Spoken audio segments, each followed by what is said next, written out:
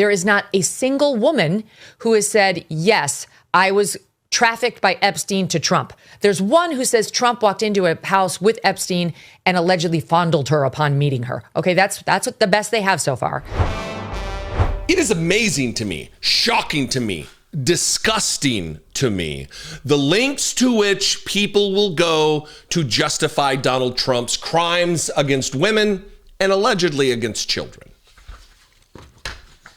Megyn Kelly on her show, she wants you to know, look, Donald Trump, it's fine. Everything's fine. He did nothing wrong. All he is a fondler of women against their will. Without their consent, he's fondling women. If that's all they got, good luck, or whatever she says. The interesting part is she has Buck Sexton, balloon head moron extraordinaire, on the show talking about this. And the bizarre thing is they begin the segment asking all the right questions.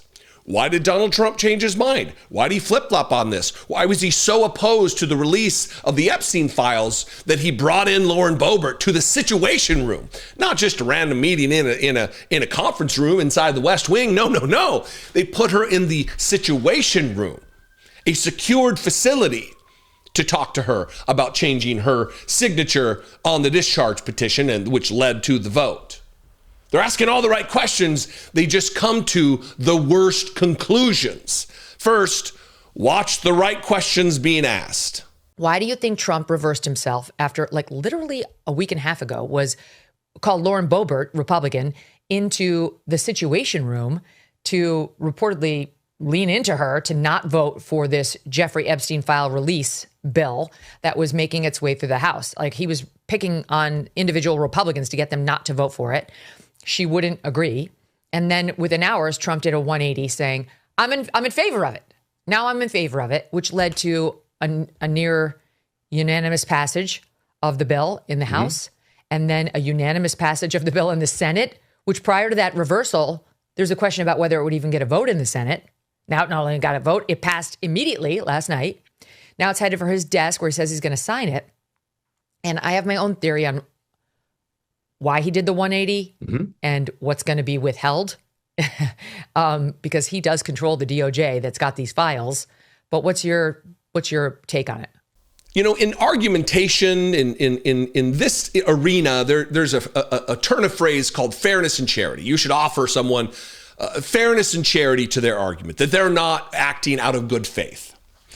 I'm not very good at this because I understand the malign underlying motivations of these types of people. So I'm not going to offer Megyn Kelly fairness and charity in this. But as part of that, she's only offering fairness and charity to the worst characters in the Republican Party. She offers no fairness and charity to Democrats who are attempting to hold accountable people who have committed grave, sinister crimes against children.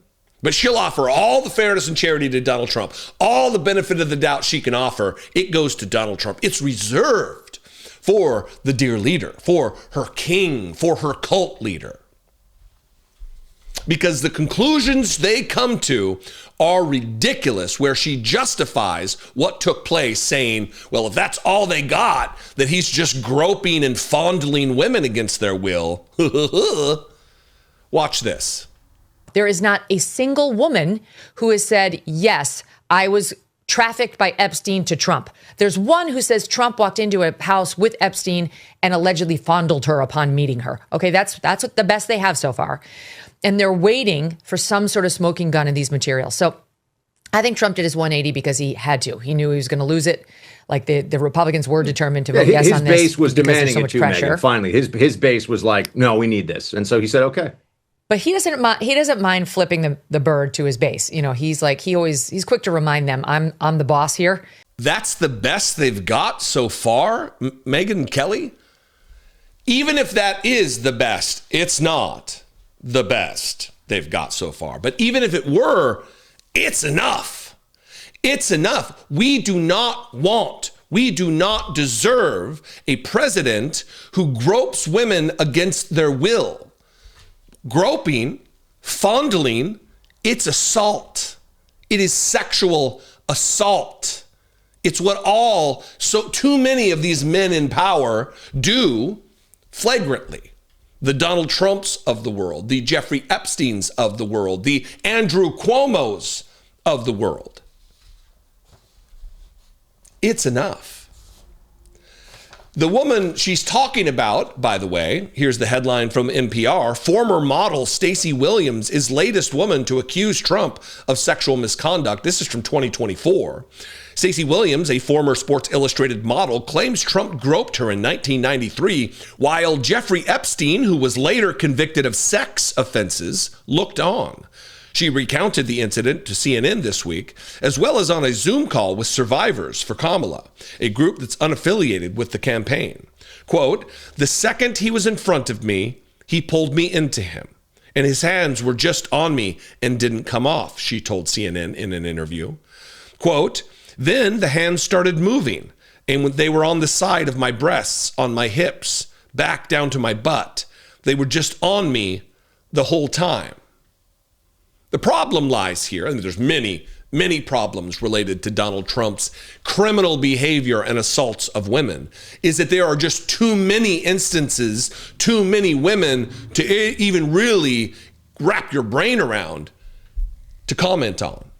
It's not just all the maybe dozens or hundreds of women and children that we don't know about, allegedly. It's the ones we do know about. That in and of itself is problematic. While Megyn Kelly is out here launching a vigorous defense of Donald Trump that, he just fondles people against their will. Look at this little screen recording from a PBS NewsHour article that chronicles what we know so far. This is like a 30-second video of a slow scroll. Just you can pause as you go and see and read. Donald Trump is a credibly accused predator. He has been adjudicated by a court, a jury of his peers, of having sexually assaulted E. Jean Carroll. And there are many, many, many others. We've heard him with his mouth say that he used to go into teen pageant dressing rooms with girls, children, changing. And what are they going to do? I own the pageant. I can do what I want. He told Howard Stern while chuckling. We know his character. This is why I do not offer fairness and charity to Donald Trump. We know who he is. We've heard him say with his mouth about grabbing women by the pussy, that it's like a magnet. I just start kissing. The same type of behavior that Stacey Williams is describing. The same type of behavior that the dozens and dozens of women who are on record have described by Donald Trump. Luckily, they were fully grown women and not children who don't have the dexterity and the strength to physically fight back as capably as women. And that's the other thing, is Megyn Kelly, in all these clips I've been seeing of her, is talking about women. And she calls the children who Trump is alleged to have raped, go Google Katie Johnson, Donald Trump, she refers to them as young women. A 13-year-old isn't a young woman. A 13-year-old is a child, Megyn Kelly. You have children of nearly that age. Would you want Donald Trump babysitting them? Would you let Donald Trump be alone with your children, Megyn Kelly? If the answer is yes, we need to call into question your ability to parent, your actual love and devotion to the safety of your children, Megyn Kelly. What do you think? I invite you to this conversation. I believe is an important one. These facts need to be known by the American people. There are too many people who only watch Fox News, who only watch Newsmax, who only watch OAN, One America News, and don't know the behavior of Donald Trump. I think that there's a fair amount of Republicans that if they found out the truth about Donald Trump and the things he's done and the things he's alleged to have done, it'd be a different story. And I think that there's a gulf opening of Republicans who are starting to wake up to this. Tell a friend. You can comment below. You can also call the voicemail line, 714-576-4054. And of course, as always, you can email me daily@dollemore.com. I love and appreciate you very much. I will see you next time. Until then, be genuine and take care of one another.